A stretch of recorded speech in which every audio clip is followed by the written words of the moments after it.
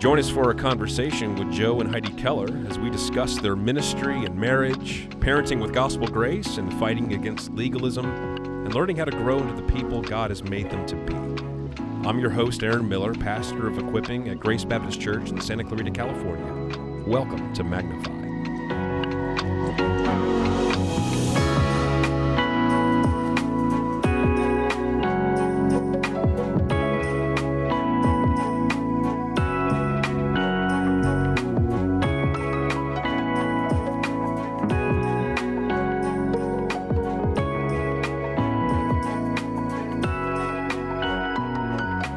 Look, Joe's on his phone. Joe, you want to go ahead and read your text out loud?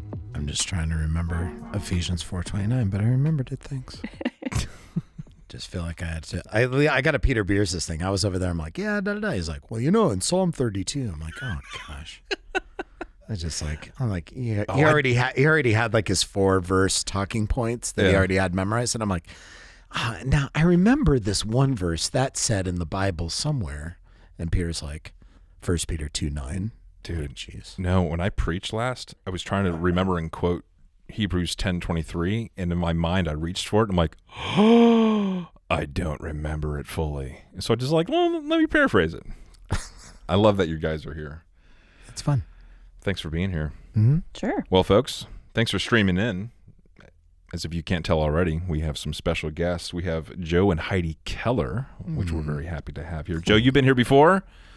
Heidi, this is your first time. Thanks for being here. Yep. Well, we want to interact, obviously, with a lot of content today, but we also want to get to know you both as a couple. And so I think there's ways to do that at the same time. Okay, so I have some content that I prepared you both for. But last time I sat down with David Hegg, we talked about kind of one of the greatest dangers to the church, if not the greatest danger to the church, is legalism.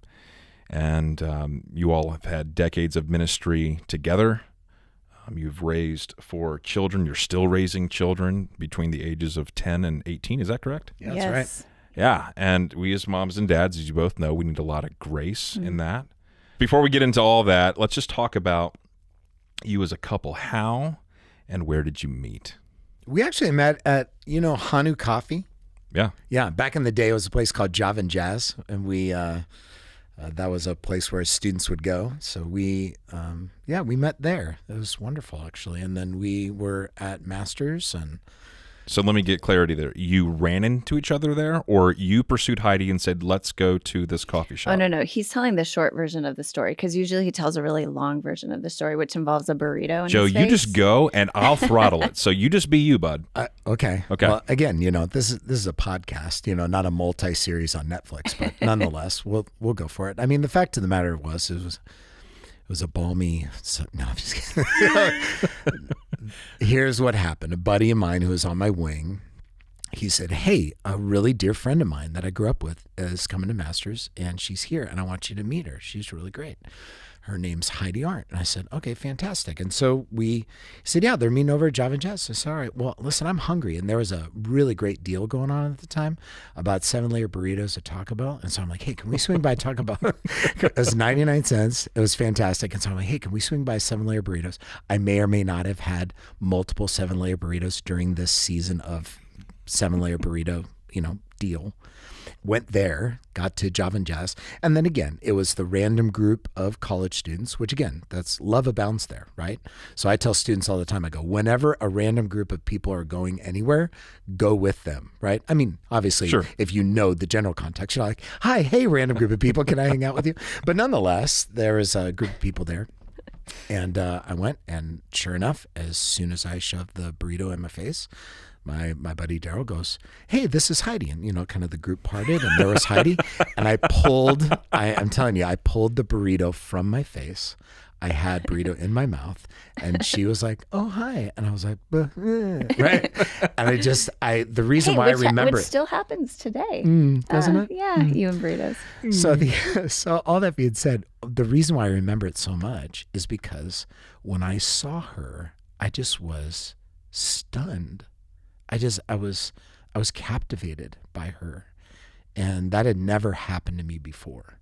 Ever had I met someone that I was so captivated by at a moment's notice. Let me just ask you. Let me stop you. I'm going to be a speed bump here, okay? Sure. Did you do anything in that moment to embarrass yourself besides the burrito? Are you kidding me? That was it. I didn't know if you stumbled over your words, if food fell out of your mouth. I did. Yes, to talk. all of that happened simultaneously. I mean, seriously, there were moments where I thought about it. I'm like, I pulled it from my mouth. There's spit, and I got things, and I'm like, I mean, it was mortifying because I was.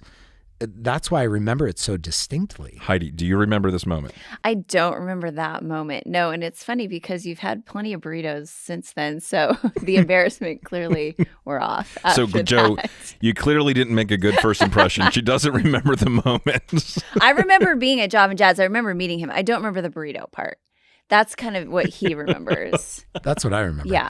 So anyways, what happened was that after that I got into the car and I said, tell me about this person. Like, who is this person? And so in the process of all of that, we were able to, well, candidly. He had a girlfriend. I had a girlfriend at the time. Okay, I had a girlfriend. I had a girlfriend at the time. And so then what happened was that we broke up. And then after that, I decided to date Jesus for a year. So I said, Lord, I'm going to date you for a year. I'm going to be singularly focused. I'm not going to be distracted. I'm going to be, really focused in on life and ministry and godliness. And then what was happening is that when I would walk around campus, I would continue to see Heidi. And again, I was stunned. And so I was captivated to be around her, to talk with her. And the more that I talked with her and I spent time with her, the more captivated I became, not just obviously with her external beauty, but what was happening in her godliness and how she thought and how she interacted with people. And I wanted to be around it. So I made up excuses to be around her. So I would do errands. I would invite her to walks. I would try to sit next to her, while we were doing homework. And the problem was that I made this promise that I would, that I would date Jesus for a year. And so it kind of became a problem. A buddy of mine who was discipling me, he just said, hey, what's going on with you and Heidi Arndt? I go, oh, let me tell you. I'm like, I'm dating Jesus, whatever. After he heard it all, he goes, that is the stupidest thing I have ever heard in my life. That's exactly what I would have told you. And I go, what? He goes, that is not how it works. She's wonderful. You gotta pursue her. And I go, are you kidding me? So my discipler resolved my covenant with Jesus. And I went and then we dated. We essentially dated for 4 years. And so go back to that coffee shop. How old are we? I was a freshman. It was only second week of school for me. He was a semester ahead of me. Yeah, I must have been 19. Yeah. She asked me to Sadie Hawkins. So that was. Oh, is that right? Yeah. Kind of kickstarted the whole thing. There you go. All right.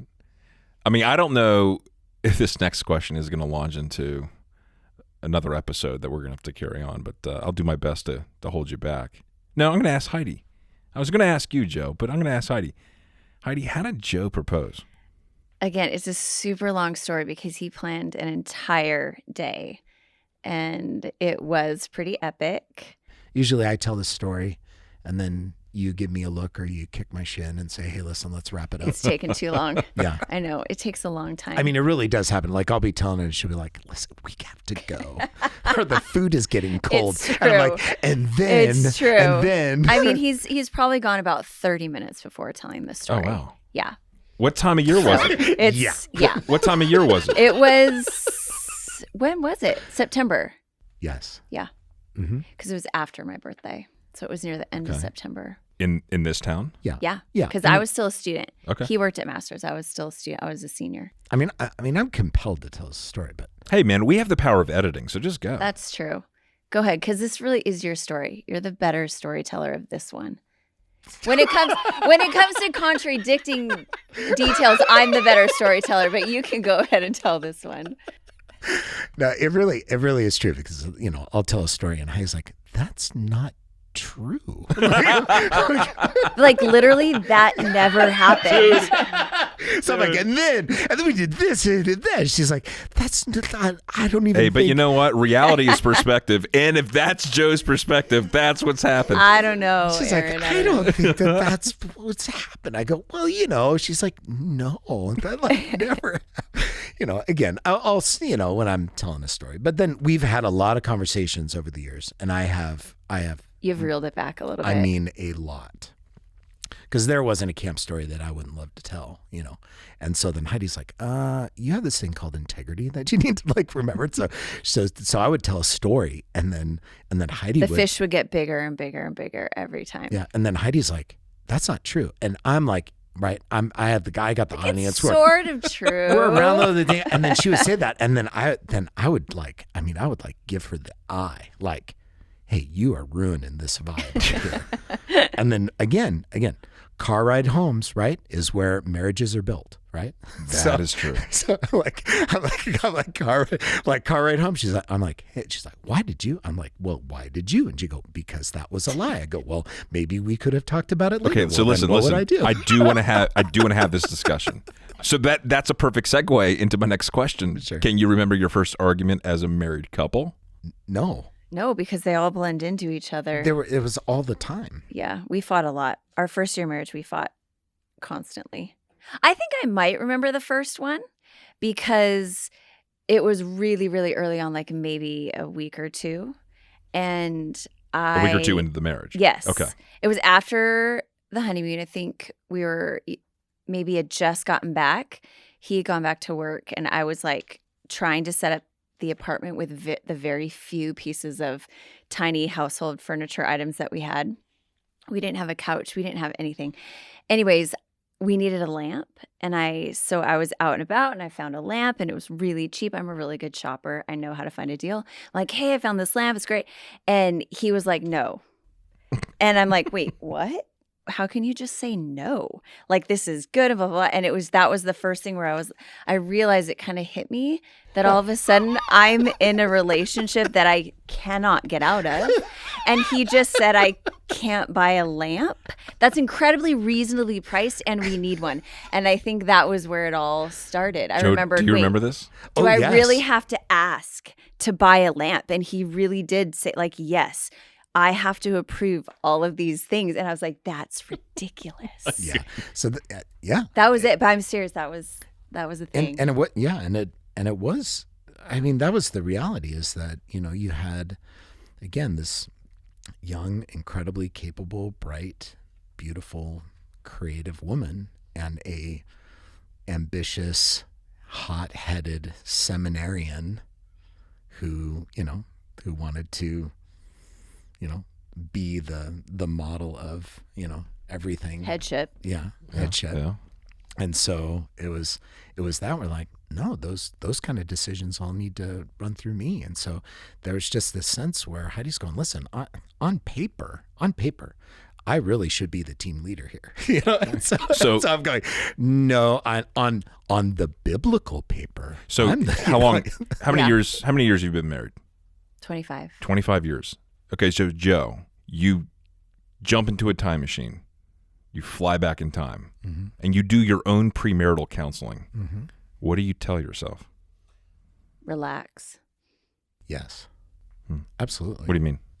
It's just that there is a beauty watching your wife flourish in how God has made her in a way that expresses his redemptive work in such a unique and specific way in how he's made her, that you get to not only to see, but to actually cultivate, to protect, and honestly to enjoy. We're talking like recently, like within the last probably less than 10 years, that it was that moment where I'm like, oh, what it means to lead you is not to lead you into the wife of my own understanding, but it's rather to really nurture and to promote the wife of whom God has given you.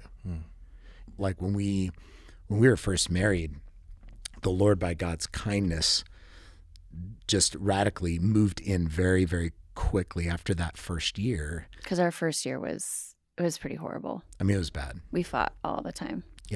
Yeah, because we were just going, hey, who's, what are we going to do, and what are the decisions, and we're just trying to figure it out. Yeah. But we were trying to figure it out according to we're looking at what we thought was a biblical view of it, and that we had to fit in this box. And we tried to fit ourselves into a box, and it was horrible.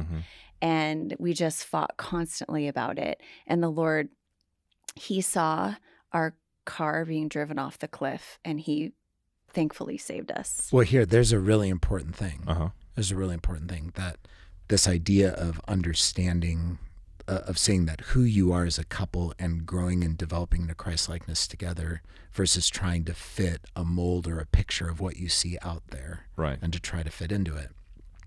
But that what happened moving off the cliff was that Heidi got sick. I mean, she had cancer. And so what happened is that one day she woke up and she's like, what's this?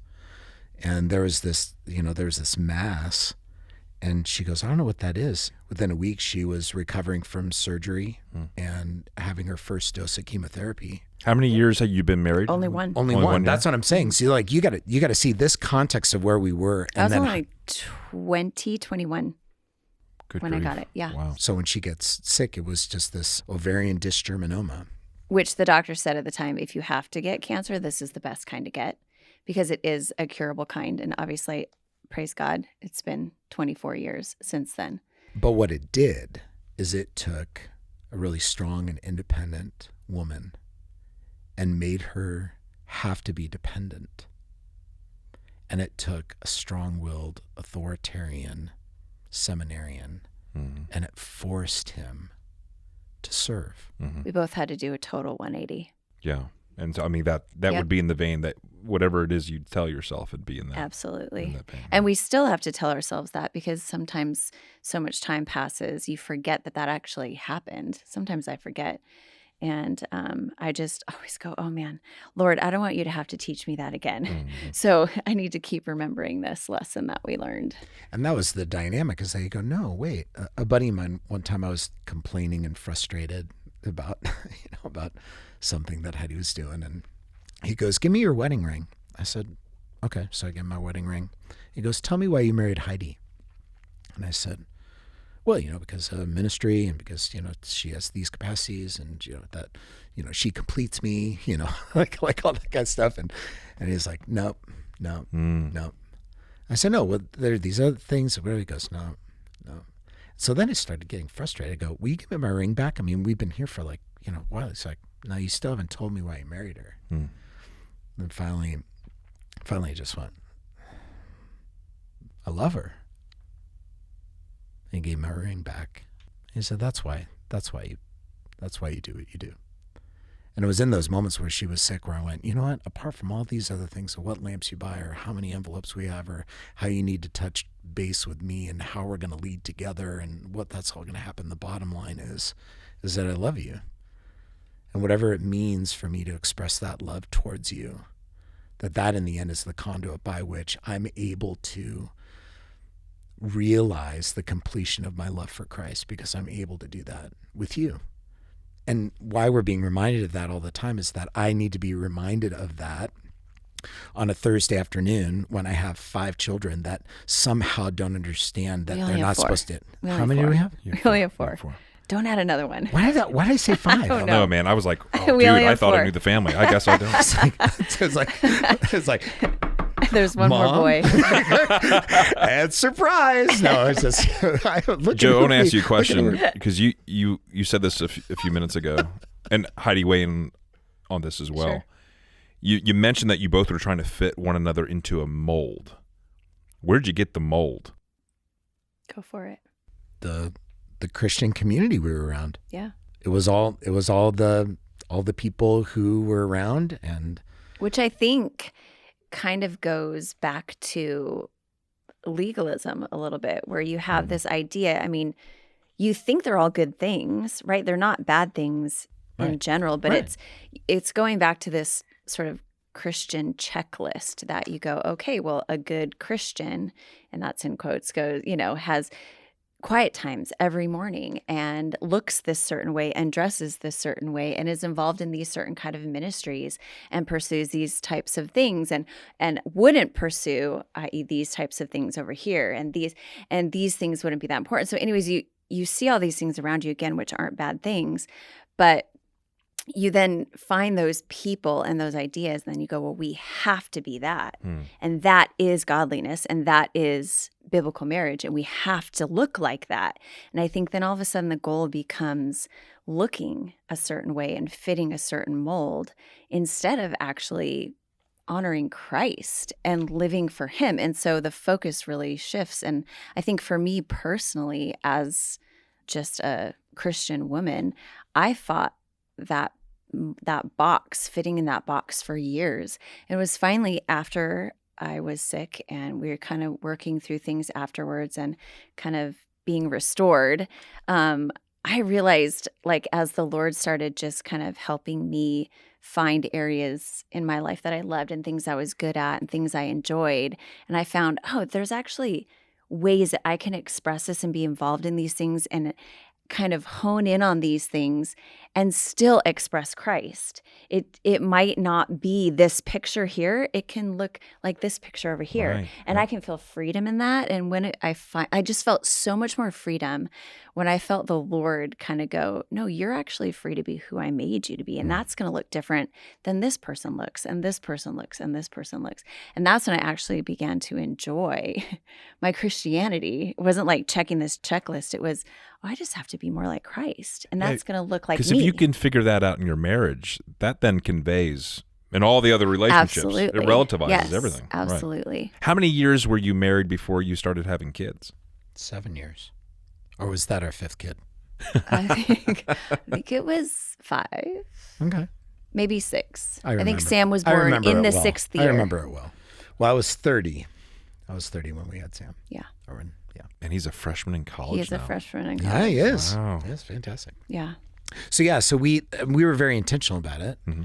That we wanted to really just invest in our marriage, and we were both in graduate school at the time. Was thinking about life and ministry, and we wanted to say, hey, listen, let's really dive into graduate work. Let's do life together. Let's understand the married thing, and then we'll go from there. And there were still some question marks. Sure.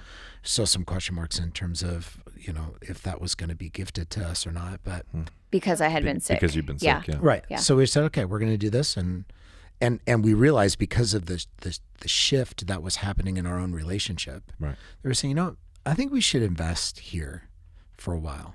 I think we should do that. Yeah. And then as the Lord would, and we set a sense in terms of our education, then we would be ready to kind of go to this next phase. Right. But it was really intentional in that way of thinking about, no, I think we really do need to invest here. Yeah. And let's think about what that looks like. Mm-hmm. Your kids are beautiful, and they are unique and creative. Sweet. Tell us a little bit about them. Introduce them to the listeners. Well, they're all very different. There's Sam. He's the oldest. He is 18, and he's your typical oldest child. He's actually a great kid. He is. Good leader, very good leader. People automatically think he's Joe because I think of the loud voice and the way he looks with the dark hair. But he has a lot of my characteristics in terms of organization and being a little OCD on certain things. And so I get to enjoy him that way. But most people assume he's exactly like Joe. But personality-wise, they're a little bit different. But he does have a very strong, deep voice like Joe. Mm-hmm. And although we had boys, and that was really hard for me. Every single time I found out we were having a boy, I just kind of did like this. Oh my word, another one. And it's funny now because I look back and obviously the Lord knew exactly what he was doing. We love Sam. He's great. You want me to go on to Noah as well? Yeah. And then there's Noah. I'm enjoying this very much. He's the second. And he actually also is your typical secondborn, opposite of the firstborn, and pushes Sam's buttons like no other. Now he actually is more like Joe in personality, and hilarious, witty, just nonchalant, has that like charm. Everyone loves him. But I also have to say, he also is a great kid. I really can't complain. The Lord has really molded their hearts and changed them over the last few years, and I'm super thankful. As a mom, you look at other moms who love having babies and toddlers, and that was not me. I struggled every day. Like, okay, let's play trains. And then I didn't even know how to play trains. I'm like, this is so hard. But obviously, as my kids have gotten older, I've enjoyed it so much more. I love the conversations we have now, the different things that happen around the house. It's just so fun. So that's Noah. He plays football. He's at Heart right now. Then there's Henry, who's our third boy. And when I found out Henry was another boy, the Lord and I wrestled for like a week. I literally couldn't understand why he would give me another boy and not just give me the girl that I wanted so badly. And we wrestled for a week, literally just me walking and talking with the Lord constantly. And obviously by the end of that week, the Lord wins, right? And I'm broken, and I am so thankful for just a healthy baby. And I know this is the Lord's will. Anyways, love Henry. He's a sweetheart. He's just tender-hearted. He's a helper. He literally will do anything for you except for his sister. Just, if it's Mabel, just don't ask, because it's not going to happen. Same for Mabel, though, with Henry. But he's in junior high, and he is trying to figure out who he is. He's not Sam, and he's not Noah. And I think he tried to be both of them for a while. Yeah. And now he's realizing he doesn't have to be that. He's just trying to figure out who he is. And I think when he does figure out, it's going to be pretty great. He's going to be a powerhouse. Yeah, he's going to be a powerhouse. And then, obviously, most people know who Mabel is because she's hard to hide. And she's 10. And the Lord did finally grant us a little girl. But I have to say, by the time we were ready to have our fourth, and by the time when we looked at each other like, are we going to do this? We both kind of looked at each other like, but we have to be okay with this being another boy. And I literally was. I really was. I was like, Lord, it's great. I'm loving the boys. I get it. It's a good thing. And I'm totally fine with another one. I had an early ultrasound. It was like 12, 13 weeks, which you normally don't find out what you're having then. Right. So I went by myself, and I'm sitting there, and the doctor's like, do you want to know what you're having? And I'm like, wait, no, it's too early. Wait, what do you mean? He's like, no, I can tell you right now. I'm like, so I stopped him, like, just hold on a second, because you have to know my scenario.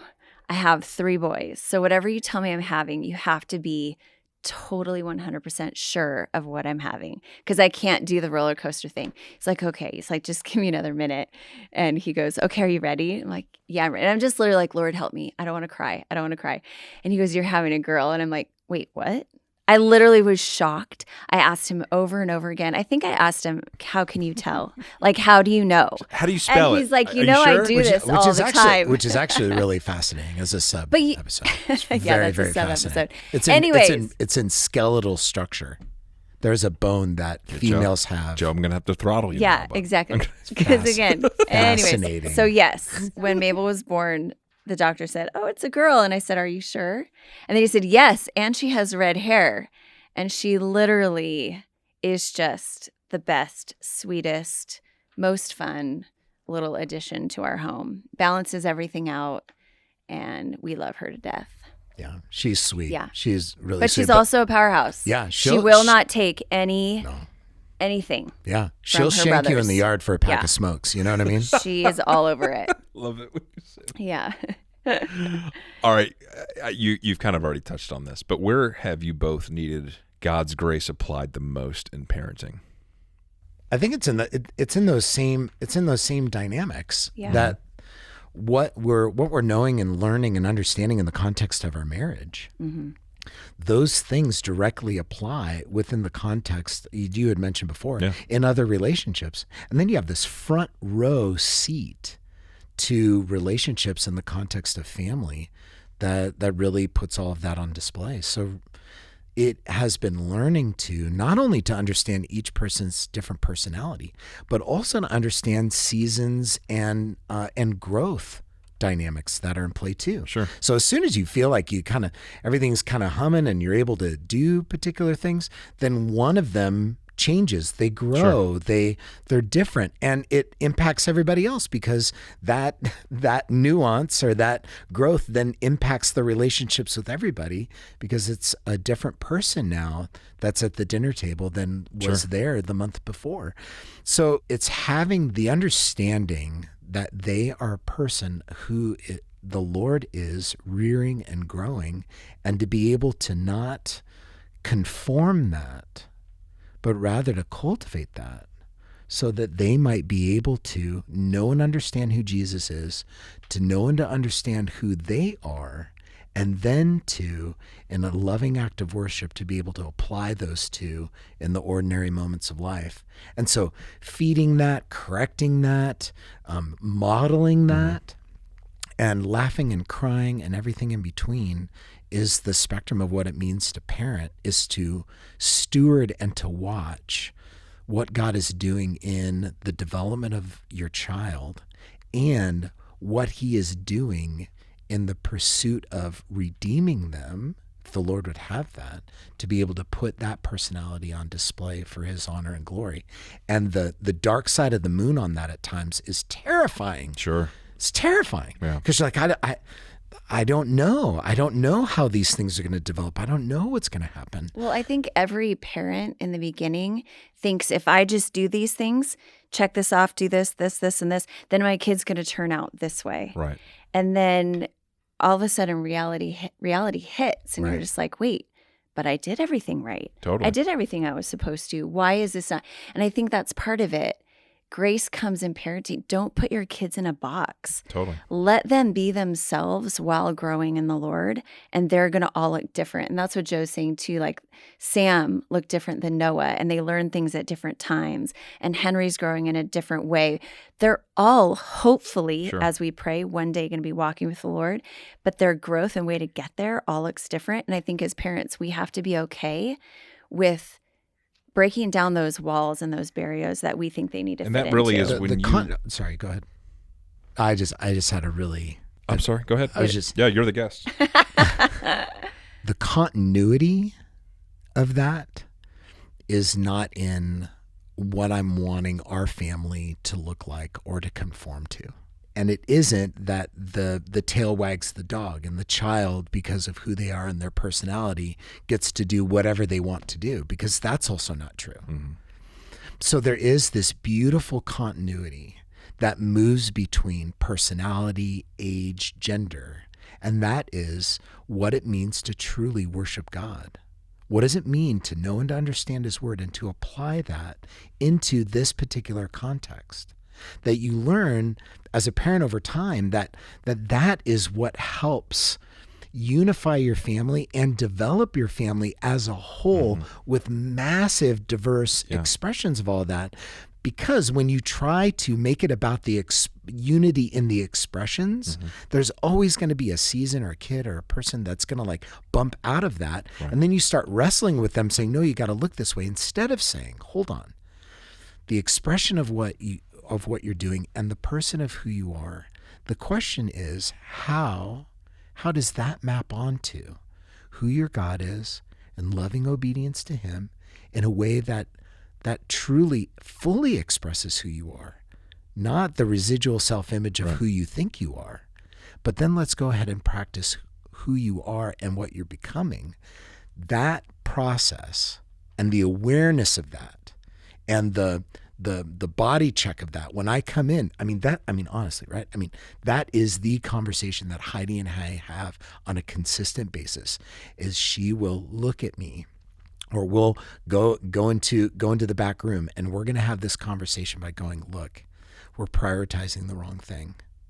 You're making this about the thing, and it's never about the thing. Right. And so our ability to do that, and for me to repent of that, but these things, I want these things to be true in him or her, or candidly, I want them also to be true and to happen for me, Right. for my comfort. Right. And that's but what I was when I going to release all that, it becomes about Jesus, and that the expression of that is much better than what I could fill out on a piece of paper and check off. It actually is more beautiful than that, and that humble reality gives you the courage to move towards that the next time it happens, which usually ends up happening about every other hour. what I hear you both saying is a sign or a symptom that parenting has moved into an idolatrous identity is when parents begin to try to psychologically determine outcomes within their kids rather than view parenting as an ambassador, as Paul David Tripp would say, right? They try to own the parenting role versus they're an extension of God's purpose in that young person's life. God has given your children to you for the sake of molding them in the discipleship process. Absolutely. Right? But you're still training them. Indeed. And you're still teaching them. You're just not putting legalistic expectations for them that they have to meet that might not be a part of that biblical pathway. Does that make sense? Yep. And you're also not getting down on them for not meeting your goals and expectations yet. Right. Or ever. It's creating Christ worshipers, not perfect children. Amen. And the beauty of all of it is that in my own process of growth and sanctification has as a part of it the way in which that God has created each one of my children. That I've come to the conclusion that the gift of our family has been designed by God in specific ways for me to learn and to grow and to enjoy in a way that I couldn't have apart from my family.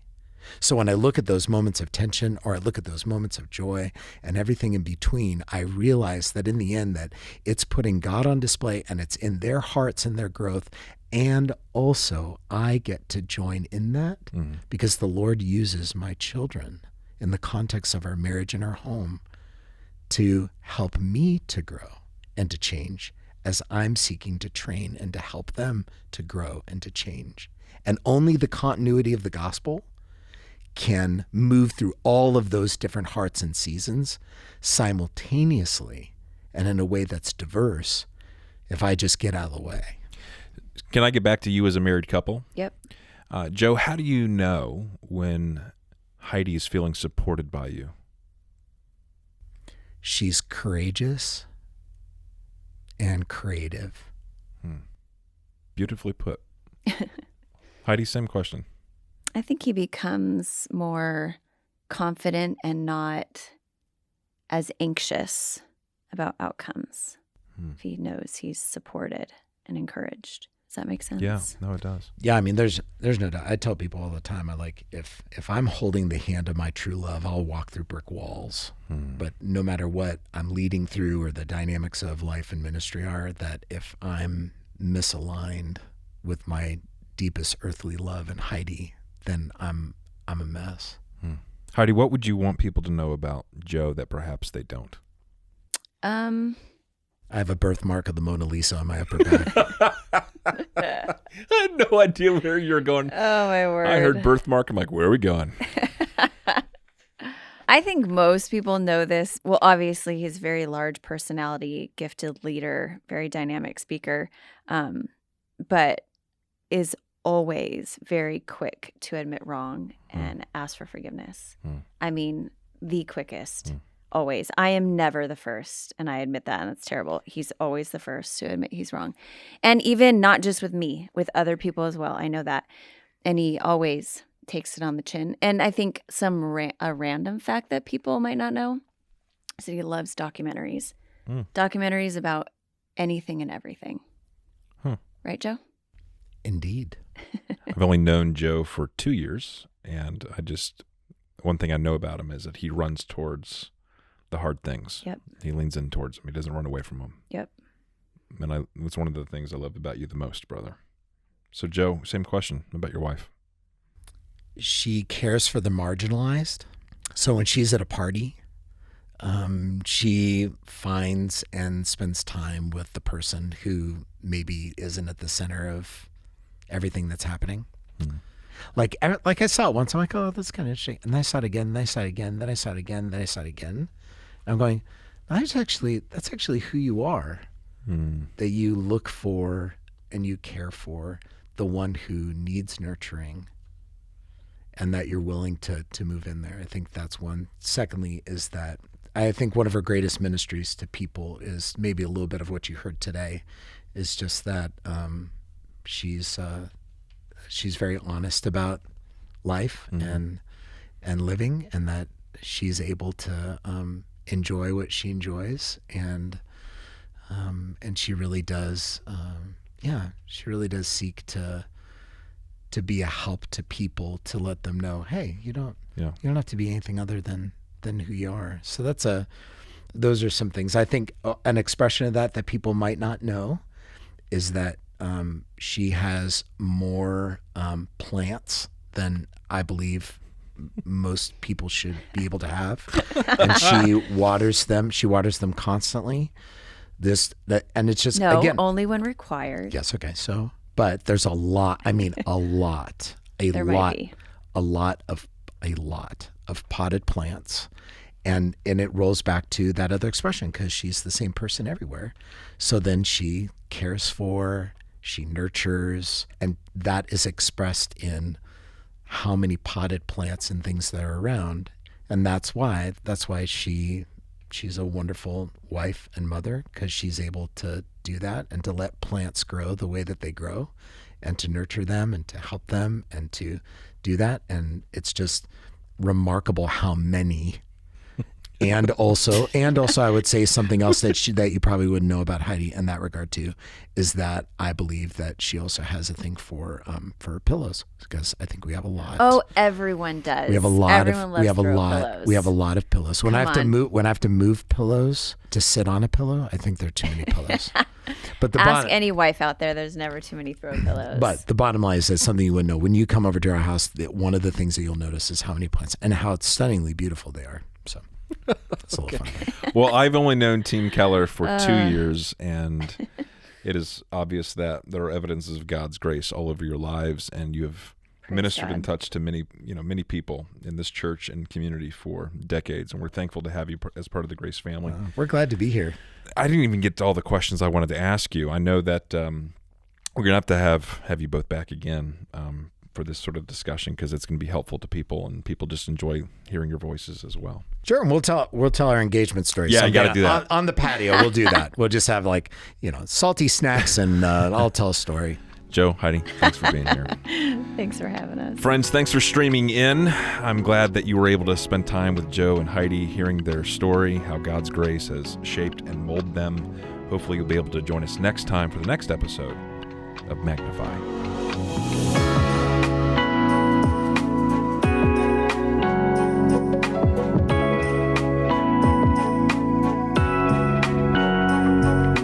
Thank you so much for joining us today. Make sure to subscribe to the Magnify podcast so you never miss an episode.